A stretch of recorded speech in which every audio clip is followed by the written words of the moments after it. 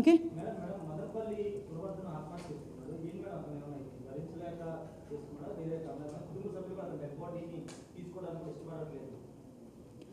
తను ఒక యాక్చువల్గా గాంజా మత్తులో ఉన్నాడు, గాంజా కూడా అలవాటై ఉన్న పరిస్థితి. యాక్చువల్గా మీ అందరికీ తెలుసు నేను ఎంత హీట్ జనరేట్ అయిందో మీ అందరికీ కూడా తెలుసు. అందరం కూడా బాధపడ్డాం. దానికి మనస్తాపం చెంది ఆత్మహత్య చేసుకున్నాం. 2 రోజుల సభా సమయాన్ని పూర్తిగా వాళ్ళందరూ కూడా వేస్ట్ చేయడం ఒకటైతే, ఈరోజు తిరిగి ప్రభుత్వం మీద బురద జల్లటానికి వాళ్ళు పడిన తపన చాలా క్లియర్గా కనిపించింది. ఈరోజు మార్నింగ్ మనం అందరం కూడా గమనించుకుంటే ప్రశ్నోత్తరాల సమయాన్ని కూడా జరగనివ్వకుండా ఏదో రాద్ధాంతం జరిగిపోయింది అని సంబంధం లేని వ్యక్తులను తీసుకొచ్చి బురద జల్లటానికి ప్రయత్నం చేస్తే, వాయిదా వేసిన కౌన్సిల్ మళ్ళా తిరిగి సమావేశం అయిన తర్వాత కూడా నోటికొచ్చినట్టు అబద్ధాలు మాట్లాడడానికి ఏదో ప్లెకార్డులు చూపించడానికి ఉపయోగించుకున్న తీరు కూడా మీరందరూ కూడా చూశారు. ఆ సమయంలో కూడా కౌన్సిల్ చైర్మన్ గారిని మేము టైం అడిగి మేము చర్చకు సిద్ధంగా ఉన్నాము. నిన్న జరిగిన సభలో కూడా కౌన్సిల్లో కూడా గౌరవ మంత్రి గారు అచ్చెన్నాయుడు గారు చాలా క్లియర్గా కల్తీ వ్యవహారం మీద మేము చర్చకు సిద్ధంగా ఉన్నాము, మీరు చర్చకి సిద్ధంగా ఉన్నారా, మీరు ఏదైతే ఆరోపణలు చేస్తున్నారో ఆరోపణలకి సంబంధించి సాక్ష్యాలు తీసుకురండి, సాక్ష్యాలు తీసుకొచ్చి మాట్లాడండి, సాక్ష్యాలు లేకుండా ఎక్కడో సాక్షి పేపర్లో ఉన్న తతంగాల్ని తీసుకొచ్చి ఈ సభని ఆటంకపరచడం కానీ సభా సమయాన్ని వృధా చేయటం కానీ మంచిది కాదు అని చాలా క్లియర్గా చెప్పున్నారు. అయినా ఎగైన్ ఈరోజు మేము చర్చకు సిద్ధమని చెప్పి నిన్న మా మంత్రి గారు చెప్పిన తర్వాత కూడా ఎగైన్ ఈరోజు మళ్ళీ వాళ్ళు అదే చర్చ కావాలి అనేటప్పుడు కూడా మేము కూడా చెప్పున్నాం. నేను డైరెక్ట్గా ప్రభుత్వం ఏ చర్చకైనా సిద్ధంగా ఉంది, ప్రజాహితం గురించి ఏ చర్చ గురించి అయినా మేము సిద్ధంగా ఉన్నాము, కల్తీ లడ్డు గురించి చర్చించడానికి కూడా మేము సిద్ధంగా ఉన్నాము, చెప్పండి మీ చర్చకి సిద్ధమేనా అని మాట్లాడితే తిరిగి ఎల్ఓపి గారు తన నోటుకొచ్చినట్టు ఆయన మాట్లాడి సభ వాయిదా వేసుకుని వెళ్ళిపోవటం జరిగింది. అంటే 2 రోజులు యాక్చువల్గా 4 రోజులు ఇచ్చిన బడ్జెట్కి సంబంధించిన డిస్కషన్లో 2 రోజులు అసలు సంబంధమైన ఇష్యూని సంబంధమైన కంపెనీలని తీసుకొచ్చి అవాస్తవాలను మాట్లాడి 2 రోజుల సభా సమయాన్ని వృధా చేయటం అనేది చాలా క్లియర్గా మీరందరూ కూడా చూశారు. యాక్చువల్గా వీళ్ళు నేను చాలా క్లియర్గా ఈరోజు ఛార్జ్షీట్లో కూడా సిబిఐ ఛార్జ్షీట్ కానీ సిట్ వాళ్ళు గవర్నమెంట్కి ఇచ్చిన రిపోర్ట్లో కానీ చాలా క్లియర్గా కల్తీ లడ్డు, ఆ లడ్డు విషయంలో అడల్ట్రేషన్ జరిగింది, గీలో అడల్ట్రేషన్ జరిగింది, కొన్ని సందర్భాల్లో అయితే అసలు గీయే కాదు అది ఒక రసాయనాల ముద్ద అని చాలా క్లియర్గా అందులో పేర్కొన్నారు.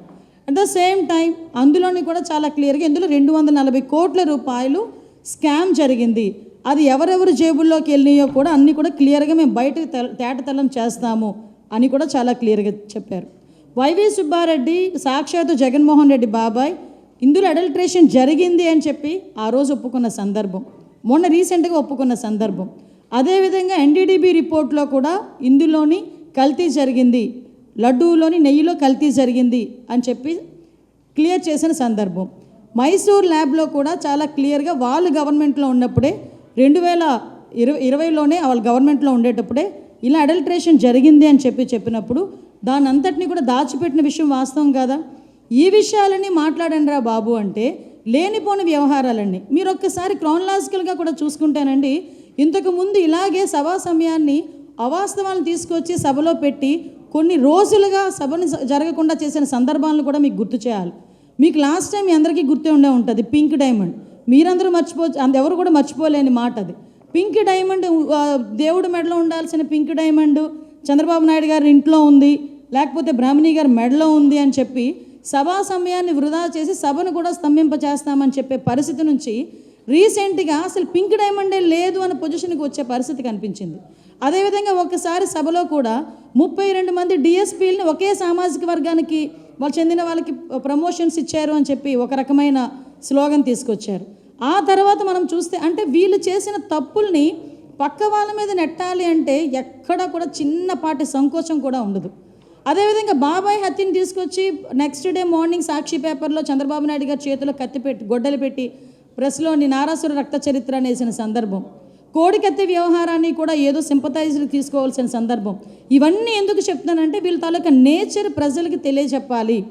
అంటే ఈరోజు కల్తీ జరిగింది దాని గురించి చర్చించండి రా బాబు అంటే ఈరోజు ఇందాపూర్ కంపెనీ గురించి హెరిటేజ్ గురించి మాట్లాడే సందర్భం నేను కూడా చాలా క్లియర్గా చెప్తా. హెరిటేజ్ సంస్థ అనేది 34 సంవత్సరాలుగా ఉన్న సంస్థ. ఈ రోజు వరకు హెరిటేజ్ సంస్థ నుంచి ఏ ప్రభుత్వ రంగ సంస్థలకి కూడా ఎటువంటి సరఫరా కూడా జరగలేదు. నెయ్యి ఎటువంటి సరఫరా, ఏ దేవాలయాలకి నెయ్యి సరఫరా జరగలేదు. వాళ్ళు ఒక సిద్ధాంతం పెట్టుకున్నారు, వాళ్ళ కంపెనీ నుంచి ఎటువంటి ఏ దేవాలయాలకి కూడా నెయ్యి సరఫరా చేయకూడదని సిద్ధాంతం పెట్టుకున్నారు. వీళ్ళు ఏదైతే ఇందాపూర్ కంపెనీ గురించి మాట్లాడుతున్నారో ఆ కంపెనీ నుంచి హెరిటేజ్, అది కూడా ఉత్తర భారతదేశంలో చీజ్, అదేవిధంగా స్కీమ్డ్ మిల్క్, అదేవిధంగా కొంత పన్నీరు వాళ్ళు హెరిటేజ్ వాళ్ళు కొనుగోలు చేశారే తప్పించి హెరిటేజ్ వాళ్ళు ఏది కూడా సరఫరా చేయలేదు. దేనికండి ఇంత రాద్ధాంతం చేస్తున్నారు? అసలు దానికి దీనికి సంబంధం ఏంటి? అరే కల్తీ జరిగిందిరా బాబు, దాని గురించి మాట్లాడరా అంటే అలా కాదు, ఇప్పుడు ఇందాపూర్కిను హెరిటేజ్కి ఏదో సంబంధం ఉంది అంటే ఏంటంటే దేనికి సంబంధం లేని విషయాన్ని బయటకు తీసుకొచ్చి రాద్ధాంతం చేస్తే ప్రజలు మభ్యపెట్టేయచ్చు, వాళ్ళ తాలూకా తప్పులు కప్పిపుచ్చేయచ్చు అనే సందర్భాన్ని అయితే చాలా క్లియర్గా చెప్తున్నాం. ఎందుకంటే వీళ్ళకి దేవుడితో రాజకీయాలు చేయడం అన్నది వీళ్ళకి చాలా వెన్నతో పెట్టిన విద్య. ఎందుకు అంటే వీళ్ళకి దేవుడి మీద ఒక నమ్మకం ఉండదు, ఒక భయం ఉండదు, ఒక భక్తి ఉండదు. మీకు తెలుసు 7 కొండలవాడ అని చెప్పేసి మాట్లాడే సందర్భం నుంచి 7 కొండలు ఎందుకు 2 కొండలు అన్నందుకు ఏం జరిగిందో వాళ్ళ ఫ్యామిలీలో మనందరం కూడా గుర్తుంది, అందరికీ గుర్తుంది, వాళ్ళకి కూడా గుర్తుంది. క్షమించాలి, కొన్ని సందర్భాల్లో కొన్ని గుర్తు చేయాల్సిన అవసరం మాకు కూడా ఉంది. ప్రజలకు రిజిస్టర్ అవ్వాలి. ఇది ఈరోజు ఎంతో పవిత్రంగా భావించే ఆ లడ్డు, తిరుపతి లడ్డు అంటేనే చాలా పవిత్రంగా భావించే తిరుపతి లడ్డు, అటువంటి తిరుపతి లడ్డూని కూడా కల్తీ నెయ్యి అనే కన్నా రసాయనాల ముద్ద అనొచ్చేమో. ఎందుకనంటే అందులో నెయ్యే లేదు. వాళ్ళ తాలూకా టెండర్లు ఎందుకు? మేము ఈరోజు మీ పరంగా వాళ్ళకందరికీ మేము చెప్తున్నాం, ఈరోజు కల్తీ లడ్డు గురించి చర్చించడానికి మేము సిద్ధంగా ఉన్నాం. ఎందుకు టెండర్లు మార్చారో చర్చిద్దాం రండి, ఎందుకు కొన్ని టెండర్ని డైల్యూట్ చేశారో చర్చిద్దాం రండి, ఎందుకు అంటే కంపెనీల్లో కూడా అసలు పాలకు సంబంధించిన ప్రొక్యూర్మెంట్ అవసరం లేదని అవి కూడా ఎందుకు పెట్టారో అది కూడా చర్చిద్దాం రండి. ఏ రసాయనాలు అందులో యూజ్ చేశారో చర్చిద్దాం రండి. ఎప్పటి నుంచి జరుగుతుంది, ఎన్ని కోట్ల స్కామ్ జరిగిందో చర్చిద్దాం రండి. మేము అన్నిటికీ చర్చించడానికి రెడీగా ఉన్నామని మేము చెప్తున్నాం. ఏసీలో ఎటువంటి నిర్ణయం తీసుకున్నా నిర్ణయాన్ని కట్టుబడి ఉంటామని మేము చెప్తున్నాం. ఇవన్నీ పక్కన పెట్టి ఈరోజు అబద్ధాలని, అవాస్తవాలని ప్రజల ముందు ఉంచేదానికి చేస్తున్న ప్రయత్నం చూస్తూ ఉంటే నిజంగా ఒక పక్క సిగ్గు అనిపిస్తుందండి. ఏదో ఒక జంతువు బురదలో పొర్లి బయటకు వచ్చి అందరికీ అంటించడానికి విధులిస్తుందట. ఆ పరిస్థితి అలా ఉందన్నమాట వీళ్ళ పరిస్థితి. అంటే అక్కడ వాళ్ళు బురదలో ఉండిపోయిన సంగతి తెలిసి కూడా అందరికీ బురద అంటించేస్తే మేము కూడా సంతోషంగా ఉంటాము. అదొక సైకిక్ నేచర్ అనమాట. ఆ సైకిక్ నేచర్తో మాట్లాడే సందర్భం అంటే నేను మరి ఎన్నో సందర్భాల్లో మేము మాట్లాడతాం, ఎవరితోనైనా ఆడుకోండి కానీ దేవదేవుడు వెంకటేశ్వర స్వామితో మాత్రం గేమ్స్ ఆడొద్దు అని. సేమ్ యాస్ట్రీస్గా మళ్ళీ అదే దేవుడి పేరు తీసుకొచ్చి ఈరోజు సభలో చేస్తున్న రాద్ధాంతం కూడా మీరందరూ కూడా చూస్తున్నారు. నిజంగా చాలా బాధ అనిపిస్తుంది. ఎందుకంటే వీళ్ళు పని ఒకటే నాకు ఇంతకీ అర్థం కానిది ఏంటంటేనండి, సాక్షి పేపర్లో ఒక అనామకుడు కూర్చుంటాడు, ఏదో రాస్తాడు, వాడి ఫీలింగ్ ఎలా ఉంటుందో, అతని ఫీలింగ్ ఎలా ఉంటుందంటే ఇది ప్రపంచ స్థాయి ల్యాబొరేటరీలా ఫీల్ అవుతుంటాడు ఆయన. అందులోంచి ఒక కాగితం వస్తే ఆ కాగితం పట్టుకొని అక్కడ రాస్తాడు, ఇక్కడ రాద్ధాంతం చేస్తారు కౌన్సిల్లో. ఆడేదో రాస్తే అది పట్టుకొని వచ్చి చూపిస్తారేంటండి, నాకు అర్థం కాదు. మేము 4 రిపోర్ట్లు మేము చూపిస్తామంటున్నాం. ఎన్డీడీబీ రిపోర్ట్ చూపిస్తాం, మైసూర్ ల్యాబ్ రిపోర్ట్ చూపిస్తాం, ఛార్జ్ షీట్లో సిబిఐ ఏం రాసిందో చూపిస్తాం, సిట్ రిపోర్ట్లో ఏముందో చూపిస్తాం. ఇన్ని రిపోర్ట్లు మేము చూపిస్తామని చెప్పి ఆఖరికి వైవి సుబ్బారెడ్డి ఏం మాట్లాడారో కూడా మేము చూపిస్తాం. ఇన్ని మేము చూపిస్తామంటే ఇవన్నీ కాదట సాక్షి పేపర్ తీసుకొస్తాడు. సాక్షి పేపర్ కానీ ప్రపంచ స్థాయి గుర్తింపు ఏమైనా ఉందా? ఇంకో విషయం కూడా చెప్తున్నానండి, ఈ రోజు వరకు హెరిటేజ్ సంస్థ ఎవరికి కూడా సరఫరా చేయకూడదు అని నిబద్ధత ఏదైతే ఉందో, ఈరోజు వాళ్ళ బుద్ధిని ఏదో అంటారు కదా, పచ్చకామెరలోడికి లోకం అంతా పచ్చగానే కనిపిస్తుందని సాక్షి పేపర్లో యాడ్లకి, సాక్షి పేపర్ కొనుగోలుకి ప్రభుత్వం నుంచి ఎన్ని కోట్లు, ఎన్ని వందల కోట్లు గవర్నమెంట్ సొమ్ము సాక్షి అకౌంట్లోకి వెళ్ళిందో మీ అందరికీ తెలియదా? దగ్గర యాడ్లు, అదేవిధంగా సాక్షి పేపర్ కొనుగోలుకి దగ్గర 600 కోట్ల రూపాయలని కూడా రెండింటికి కలిపి ప్రజాధనాన్ని తీసుకెళ్ళి సాక్షి అకౌంట్లో వేసుకోలేదా? మేము అలా అనుకుంటున్నారా? మీలాంటి దుర్బుద్ధి మాకు ఎక్కడా లేదే. భారతీయ సిమెంట్స్కి సంబంధించి, సిమెంట్లకు సంబంధించి కొనుగోలు వ్యవహారాలు ఎక్కడికి తెలియదు అనుకుంటున్నారా? మేము ఒకటే చాలా క్లారిటీగా ఉన్నాం, ఈరోజు మేము ఏమీ తప్పు చేయలేదు కాబట్టే ఎక్కడ కూడా మీ క్లియర్గా కల్తీ జరిగింది అన్నది క్లారిటీ ఉంది కాబట్టే ఈరోజు మీరు చర్చకి రండి అంటే మేము సిద్ధంగా ఉన్నామని చెప్పాం.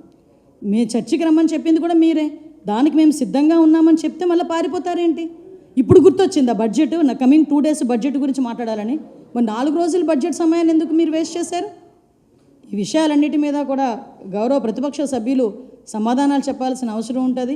మేము చాలా క్లియర్గా ఉన్నాం. ప్రజాహితం, మళ్ళీ చెప్తున్నా, ప్రజాహితం గురించి మేము ఎటువంటి చర్చలకైనా మేము సిద్ధంగా ఉన్నాం. మేము ఆధారాలతో నిరూపిస్తాం. మీకు దమ్ముంటే ఆధారాలు తీసుకొచ్చి మాట్లాడండి. ఏదో గుడ్డ కాల్చి మొహం మీద వేస్తాము, మీరు తుడుచుకోండి అంటే అది అవ్వదు. ఇది ప్రజాస్వామ్యం. ప్రజలకి మనం సమాధానం చెప్పాలి. ఈరోజు ఇక్కడ కూర్చొని మాట్లాడుతున్నానంటే ప్రతిపక్షాలకు మేము సవాల్ ఇచ్చడానికి కాదు, ప్రజలకి మేము చెప్పుకోవాలి కాబట్టి, ప్రజలకి చెప్పాలి కాబట్టి మేము క్లియర్గా ఇక్కడ కూర్చొని మాట్లాడుతున్నాం. దయచేసి ఇది అర్థం చేసుకోవాల్సిందిగా కోరుకుంటున్నాం.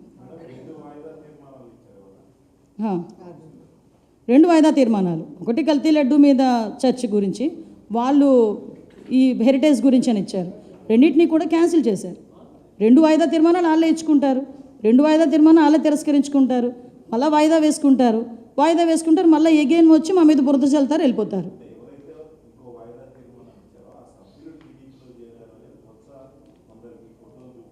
ఓకే, ఫోటో చూపించారు కదా, వాళ్ళ ఆఫీస్ నుంచి కానీ వాళ్ళ పార్టీ నుంచి కానీ వాళ్ళకి ఎటువంటి నోటీస్ అయినా వెళ్ళిందా? ఇచ్చారా? ఒకసారి నాకైతే తెలియదు, ఇచ్చారని మిమ్మల్ని అడుగుతున్నా. రికార్డ్స్లో ఇప్పటికొచ్చి చూడండి, కౌన్సిల్ రికార్డ్స్లో వాళ్ళ నేమ్ పక్కన ఏ పార్టీ అని, ఏ పార్టీకి సంబంధించిన వ్యక్తులను ఉందో, వైకాపా అని ఉంది. అసలు వాళ్ళకే కోఆర్డినేషన్ లేదు.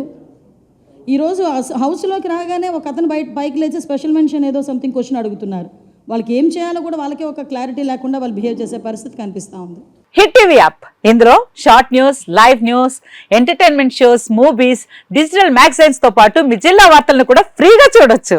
ఇంకెందుకు ఆలస్యం, వెంటనే హిట్ టీవీ యాప్ ని డౌన్లోడ్ చేసుకుని ఫ్రీగా ఎంటర్టైన్మెంట్ పొందండి. Hit TV app. Hit TV app, please download hit TV app. Hit TV app ని ఫ్రీగా డౌన్లోడ్ చేసుకుని ఎంజాయ్ చేయండి. మీకు నచ్చిన ఎంటర్టైన్మెంట్ కోసం హిట్ టీవీ యాప్ ని ఫ్రీగా డౌన్లోడ్ చేసుకుని ఎంజాయ్ చేయండి. హిట్ టీవీ యాప్ ని డౌన్లోడ్ చేసుకుని ఆస్వాదించండి, ఆశీర్వదించండి. ఇంతమంది సెలబ్రిటీలు హిట్ టీవీ యాప్ ని డౌన్లోడ్ చేసుకోండి అని చెప్తున్నారంటే ఎంత మంచి యాప్ ఆలోచించండి. అమెరికా అమెరికాలో చదవాలనుకునే వాళ్ళకి విశ్వసనీయమైన పేరు మన శౌర్య కన్సల్టెన్సీ. UK లో 1 year masters, 2 years work permit up to 5 years visa. Contact Saurya Consultancy. Contact 89851 89851.